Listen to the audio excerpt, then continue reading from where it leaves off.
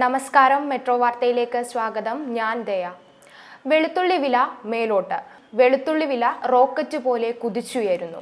കിലോയ്ക്ക് 300 മുകളിലാണ് വില. ഹോൾസെയിൽ വില 260-നും 300-നും ഇടയിൽ. കാലാവസ്ഥാ വ്യതിയാനം കാരണം ഉൽപാദനം കുറഞ്ഞതാണ് വില ഉയരാൻ കാരണം. രാജസ്ഥാൻ, മധ്യപ്രദേശ് തുടങ്ങിയ സംസ്ഥാനങ്ങളിൽ നിന്നാണ് കേരളത്തിലേക്ക് പ്രധാനമായും വെളുത്തുള്ളി എത്തിച്ചേരുന്നത്.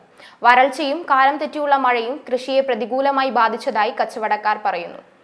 വെളുത്തുള്ളിക്ക് വില ഉയർന്നു നിൽക്കുമ്പോൾ അച്ചാറിന് വില കൂട്ടിയാൽ കച്ചവടത്തെ പ്രതികൂലമായി ബാധിക്കുമെന്നതിനാൽ കമ്പനികൾക്ക് വില കൂട്ടാനും പറ്റാത്ത അവസ്ഥയാണ്. കൊച്ചി ബ്രോഡ്വേയിലെ പച്ചക്കറി മാർക്കറ്റിൽ കിലോയ്ക്ക് 300-ന് മുകളിലാണ് ഇന്നലത്തെ വില. 250 ഗ്രാമിന് 80 മുതൽ 90 വരെയാണ് നിരക്ക്. ഹോൾസെയിലായി 1 കിലോ വെളുത്തുള്ളി എടുക്കുന്ന കച്ചവടക്കാരന് തൊണ്ടും കേടായ വെളുത്തുള്ളിയും കളയുമ്പോൾ 250 ഗ്രാമെങ്കിലും നഷ്ടം വരും. ഇത് ഇടത്തരക്കാരായ കച്ചവടക്കാരെ പ്രതിസന്ധിയിലാക്കും. കഴിഞ്ഞ 10 വർഷത്തിനിടെ ആദ്യമായാണ് വെളുത്തുള്ളിക്ക് വില ഉയരുന്നത്. വരും ദിനങ്ങളിൽ വിലയിൽ കാര്യമായ മാറ്റം ഉണ്ടാകില്ലെന്നും കച്ചവടക്കാർ പറയുന്നു.